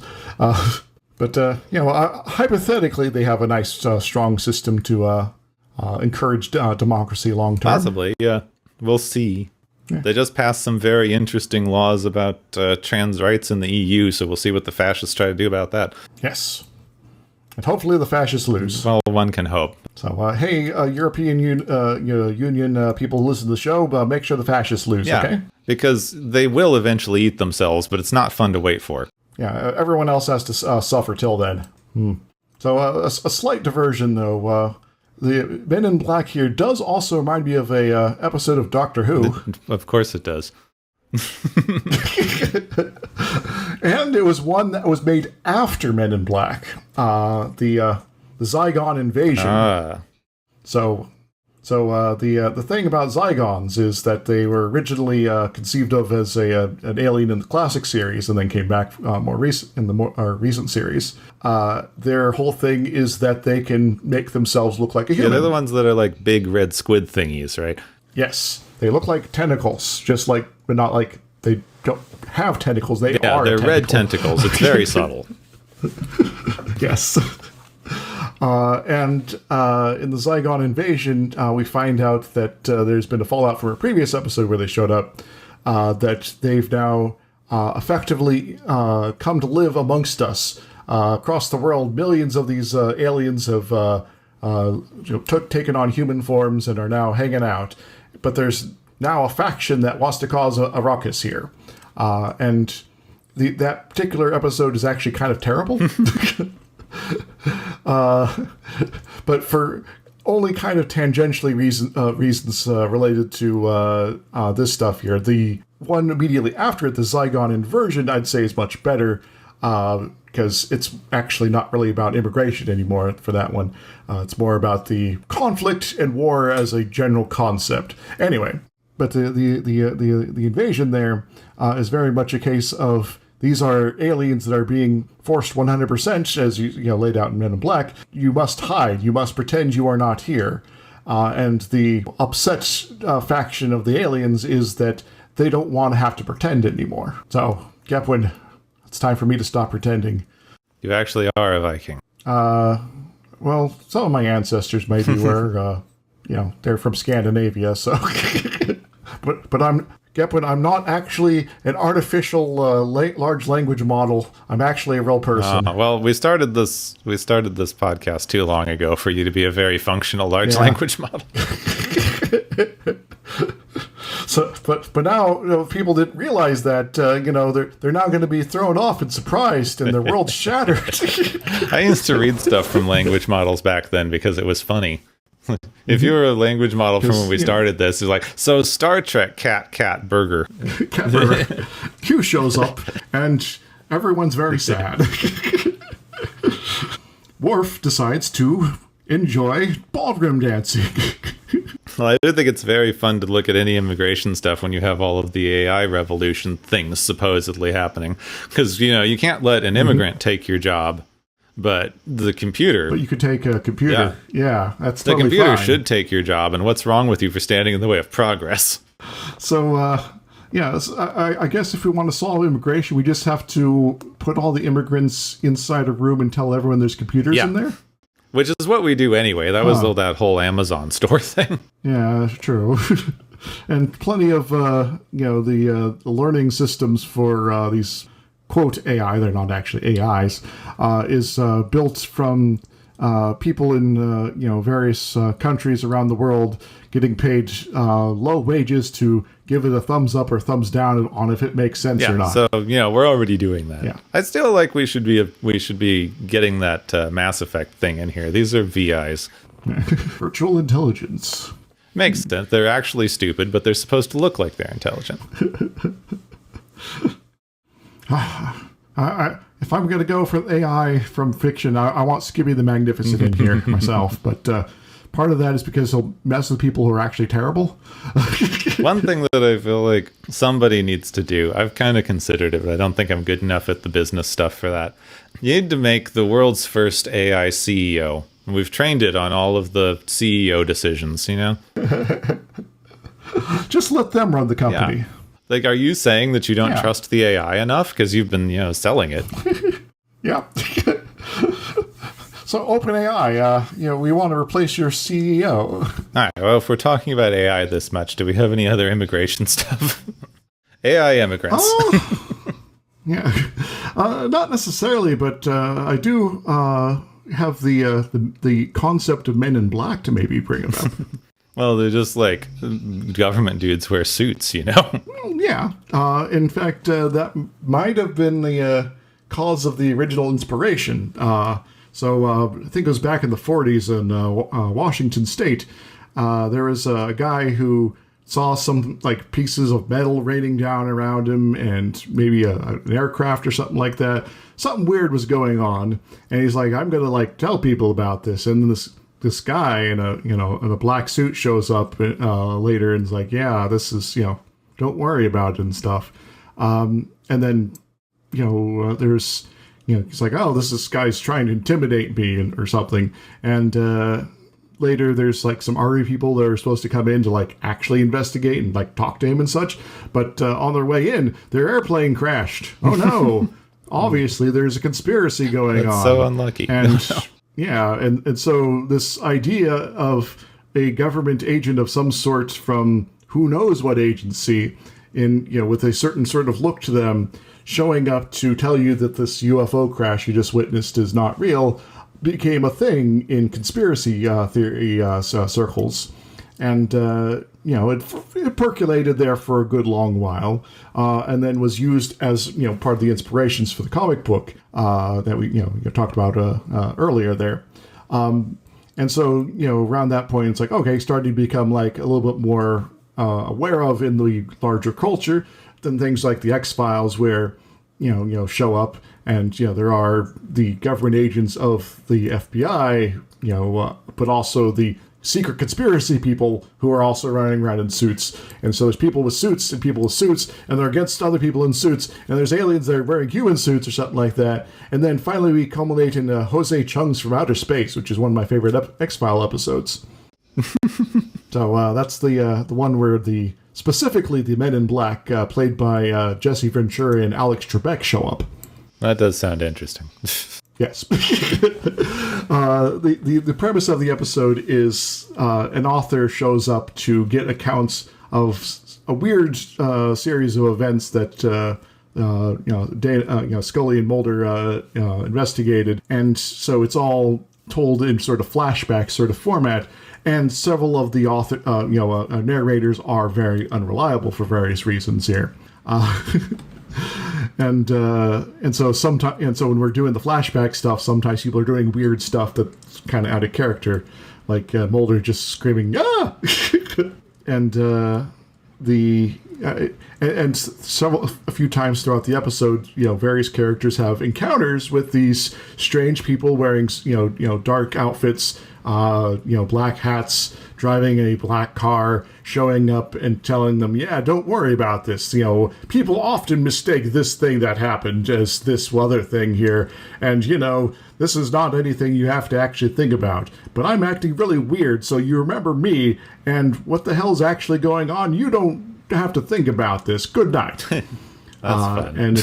And so most of the time when the Men in Black are interacting with people, it's Jesse Ventura's character there doing that, while the other one's kind of being all shadowy and off to the side, and you're not really seeing his face until I think it was Mulder encounters them interacting with Scully, and Scully seems like they're just not really there, like she's hypnotized or something like that.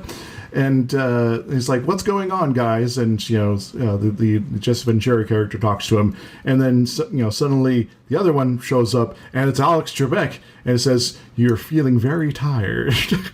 And then cut back to the author interviewing Scully, I think. And Alex Trebek, the game show host. And it's perfect. I'm sorry, Yeah, I never it's a really fun watched episode. X-Files when I was younger. It has its moments. There's episodes I'm like, I don't really care for this one. Other ones like, this is pretty good. So there's stuff. Anyway, I want to talk about that because it's fun. And What more, it is a cultural touchstone that particular episode came out about a year before Men in Black did. That's so interesting. It was like timely to yeah. It's like the cultural expansion of the concept was riding high at this point. Everyone was just like thinking about it. Yeah. 90s era conspiracy theories were a little more fun and absurd than the more recent ones. So, in other words, dang it, 9/11, you ruined conspiracy theories. And television and movies. Yeah, it's like a major cultural hit on top of everything else. Anyway, that's the main other thing I wanted to talk about. I guess we could talk about the practicality of hiding aliens on Earth, but that seems a little niche, silly. Given that and it's not very practical.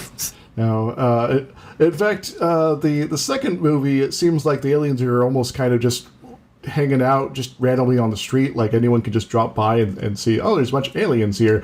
So it got a little silly there, which is maybe one of the reasons I didn't like the second movie. Yeah. But I enjoyed the third by one. The second movie, they're just like, we just erase everyone's minds every now and again, just, on the regular. Yeah. Which seems counterproductive for a lot of stuff. It's like, has anyone ever noticed that no one in New York remembers anything? It's busy. We're busy. We don't have time to remember things. Yeah. Always gotta do the thing and do the other thing, and everything's fine.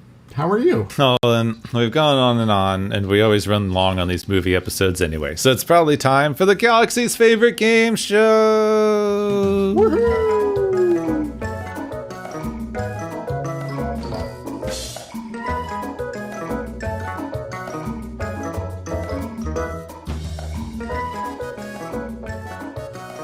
Hey everybody, welcome to the Galaxy's favorite game show. We got a lot of characters and a lot of points being racked up here, but we gotta put a limit on the number of prizes here, because otherwise everyone will just be winning everything forever. So let's get started. First one is the Berserker button, which goes to the Bug. If we're getting really upset whenever someone squishes an insect, what does it win? The Bug wins alimony payments and child support. So I'm not sure where all these little baby family members he keeps talking about are coming from.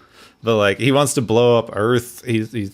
Are all of the bugs aliens? Is every bug on Earth an alien and connected to this thing? Because they're very unclear. And if so, I think that the bugs shouldn't just be eating garbage. She needs to be caring for his people more. Indeed. So some alimony and child support, and that's the way we're gonna really take on the bugs, Kepwin. We don't have to worry about actually exploding them now. They're just gonna be stuck doing payments forever. Yep. Yeah. Anyway, our second prize is the Mr. Holm prize, which goes to Arquillian, because we all know it's just Mr. Holm there hanging out. What does he win, Gepwin? He wins alcohol and some drinks. Excellent. They'll go well with the pierogies. Yeah. A lot of these places are bring your own beer. I couldn't tell from looking at that place. Our third prize is the Cat Burglar prize, which goes to the Bug in the Edgar suit specifically for looking to steal a cat. What does it win, Gepwin? He wins some allergy meds. This was how it was going to end originally, is he takes the cat in the spaceship and then crashes and dies, like in War of the Worlds, but because of cat allergies. Cat allergies, not even once, did they encounter them previously, so, It's like the inversion of the goose alien from the Marvel movies. Instead of it's a real cat that kills aliens instead of an alien that kills other aliens, I suppose.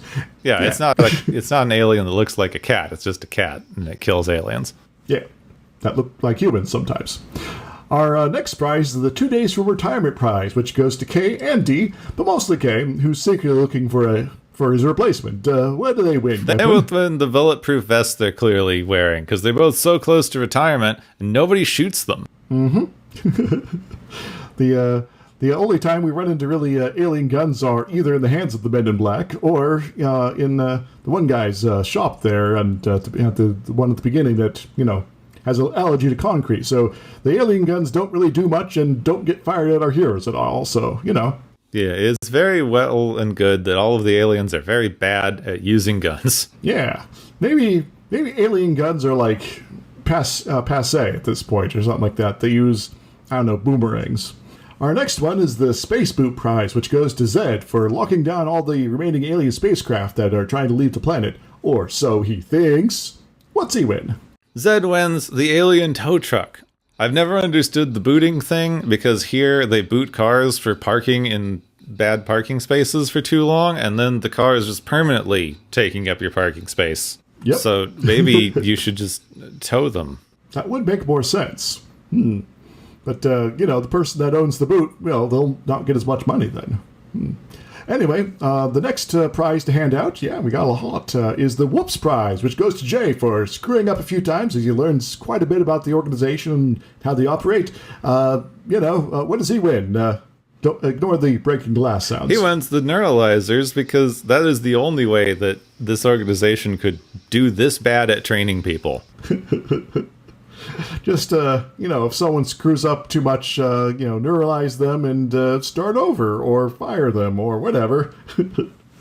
Our final prize is the Neuralizer Prize, which goes to you, Gepwin. So look right this way, would you? Hello, and welcome to Watches of Tomorrow. We're a little further on the script here, Gepwin.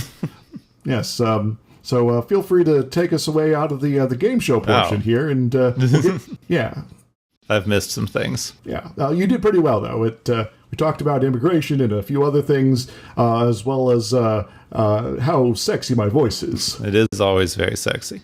Awesome. Thank you, everyone, for joining us on whatever the hell we're doing now with the Galaxy's favorite game show.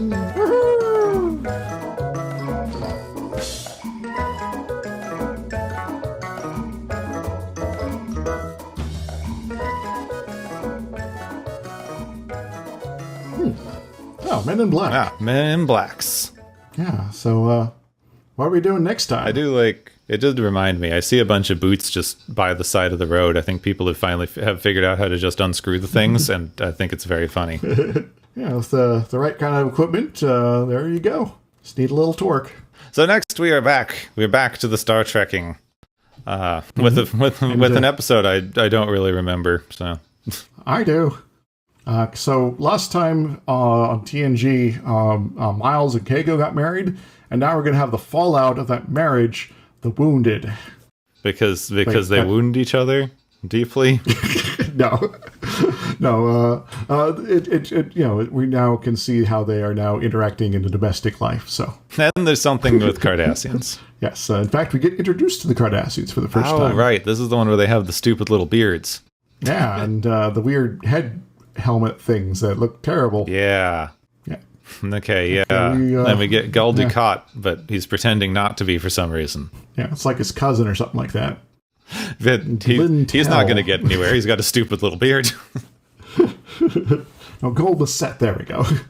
These guys don't show up later, not because they changed the makeup, but because this is just the group of people with stupid little beards. It's like, you just go away. You go over there and bother the Federation. We hope you don't come back with your stupid little beards and your dumb hats. You're our special forces. They are the special forces that are specially going away. Yeah. Yes. Yeah, it's great. Don't worry about it. Yeah. The episode after that is the fun one that everybody wants. So, you have to listen to this one so we can get to the fun one. Though in this next one, though, we definitely have a serious story about the horrors of war and the fallout of it, and how it lingers with us and causes us to have regrets and maybe want to do better next time. Yeah, are we going to win the war for real, Coach? No, I think this is kind of we'll get. Honestly, I think the Cardassians were like the beginning of the end for Star Trek. There are interesting things they could do with them, but I can see the argument there. And now we have whatever they're doing with Strange New Worlds in the Academy. Yep. Which I have been enjoying the Academy show. It's maybe not geared towards me, because definitely more young adult sort of thing going on, but I've been having fun with it. Anyway, that's all we got. Yeah. So next time, Cardassians and stupid little beards. Next time on Watchers of Tomorrow, we meet Gul Dukat's second cousin.